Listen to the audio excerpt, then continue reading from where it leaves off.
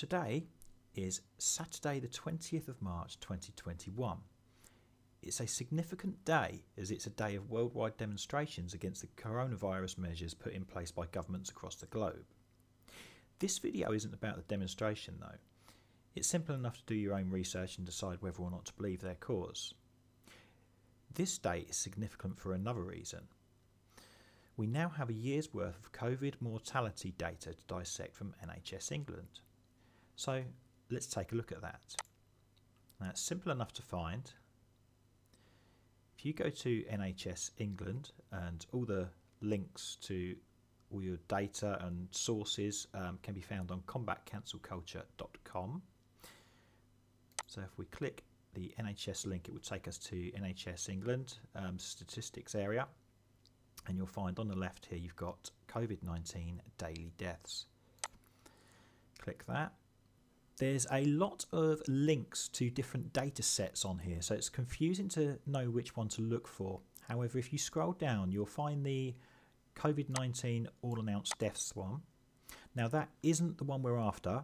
As good as it is, it actually shows deaths that had COVID-19 on the certificate. However, they weren't actually tested positive. And also it doesn't go into the finer details and split things down into age groups and things. So we actually want the one further down, which is this one here. And as you can read there, the weekly announced file is updated on a weekly basis and contains information on the deaths of patients who have died in hospitals in England and tested positive for COVID-19. And this file contains breakdowns by ethnicity, gender, and age group, as well as the pre-existing conditions. This spreadsheet is extremely useful, and I'd highly recommend it if you'd like to do your own analysis, as you can filter down to things such as deaths by ethnicity, gender, and condition. In this example, we're going to use the tab 3A, deaths by condition. The reason for that is it's nicely laid out, and you can see the data in age groups and as also whether or not they've had pre-existing conditions. Now I'm just going to add a couple of columns to the end of this table, just because we need to have the complete yearly total as opposed to just a random rolling total since this began. Luckily we have enough data now to do a whole year. For transparency, I'm going to say that the 21st of March 2021, we are going to ignore that week because that's not a full week of data. As you can see there, it says latest data up to 4 p.m. 17th of March 2021.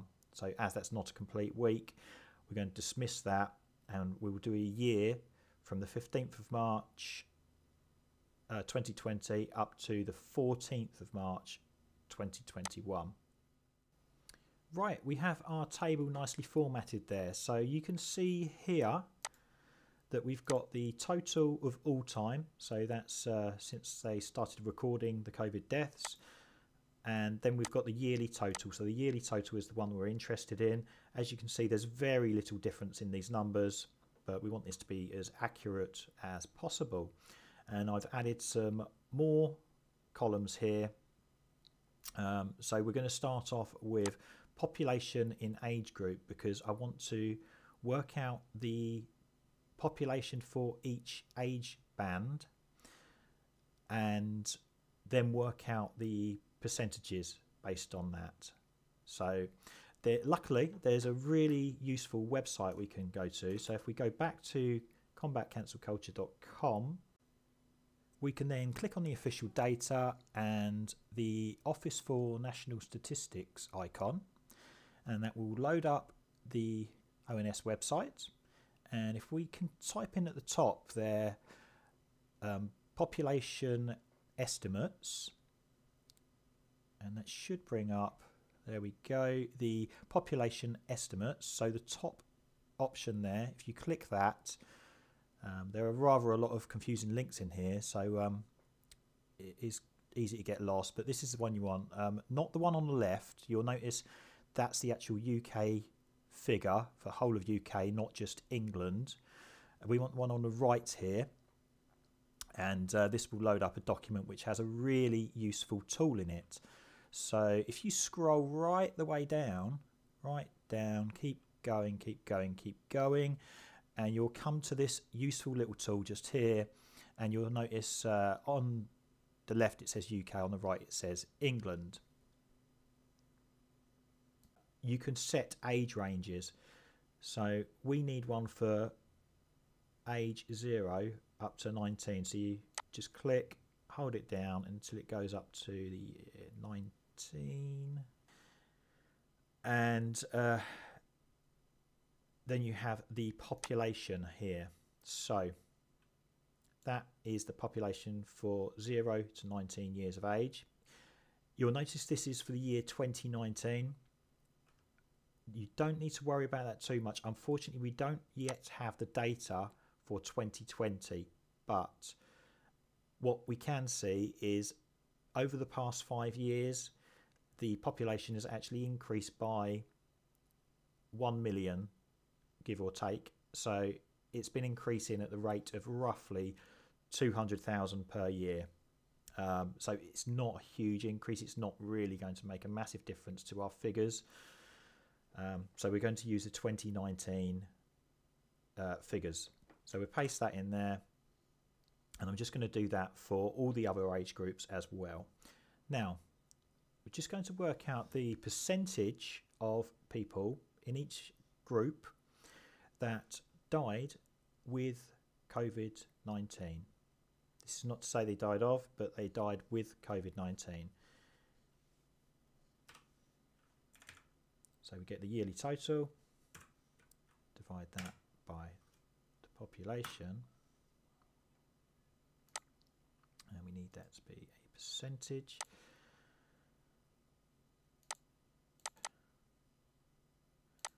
Five decimal places, there we go.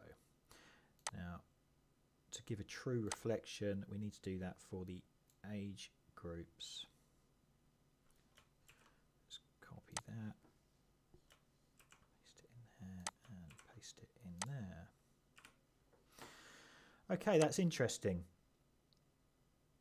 So as you can see from that, certainly the 80 plus group is much higher at risk as expected, and obviously goes down to almost nothing for the lower ages. Okay. And it's interesting to see the pre-existing conditions.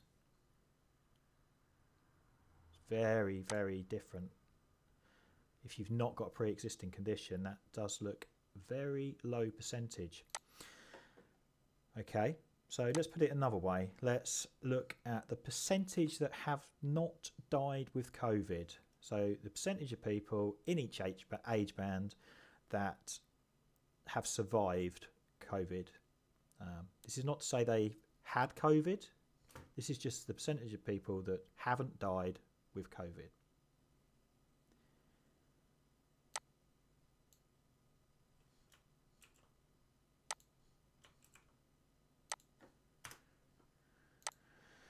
Okay, now that is very interesting.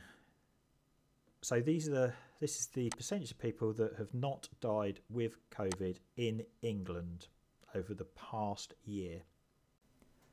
So even if we take a look at the highest risk group on there, the 80 plus, what are we looking at? We're looking at let's round it up, 38% that are fortunately still with us, that have survived through this pandemic. Well, these numbers are, they're quite frightening. They're encouraging in a way, but very frightening in another. I mean, look at that one, for example, the 99.9993%.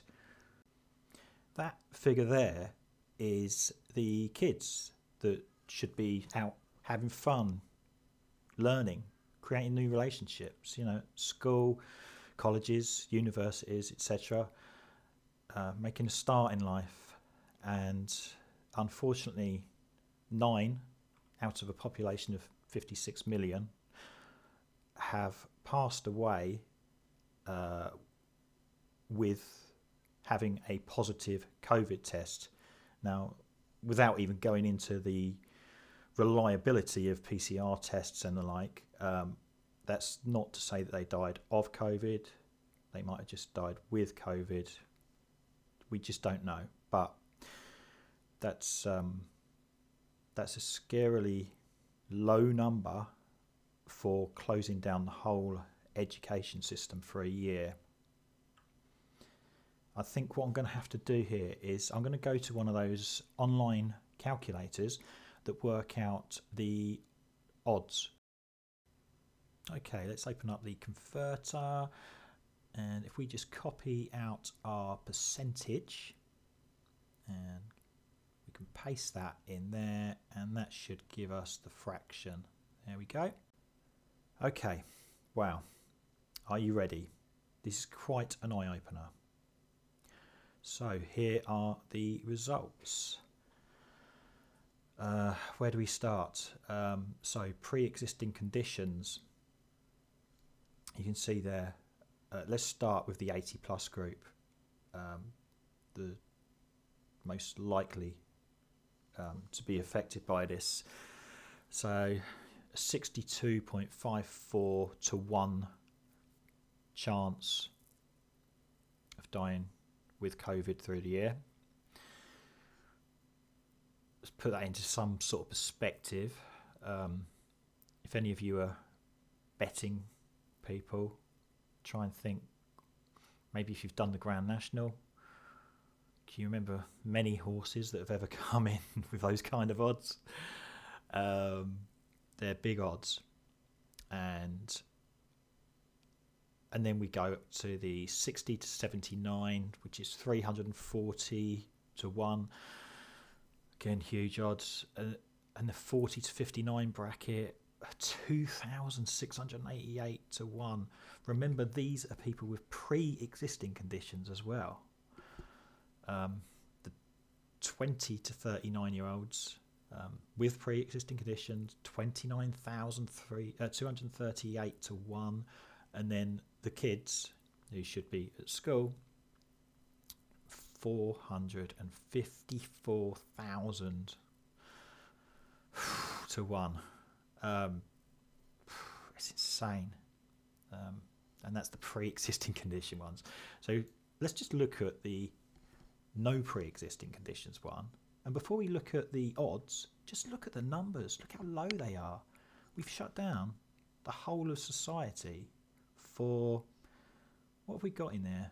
1, 2, 3, probably about 3,500 deaths where they've been tested positive for COVID at the time of death, whether or not, they died of it or with it, or even if it was a reliable test. But the figure I want to focus on there is the kids that should be at school. 1,666,665.67 to 1 chance of dying with COVID over the year if they don't have any pre-existing conditions. Okay, I've just searched for the odds of dying in a plane crash, and I found this, the first UK article to come up.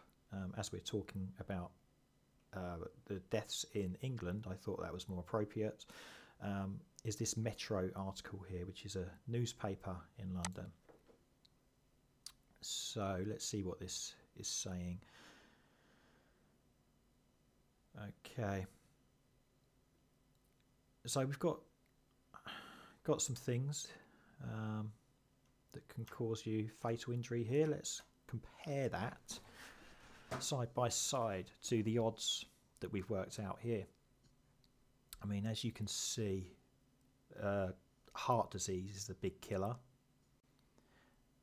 So even if we base that on the 80 plus group with pre-existing conditions, that is working out as you're 9 times more likely to die of heart disease and cancer than you are of die with COVID.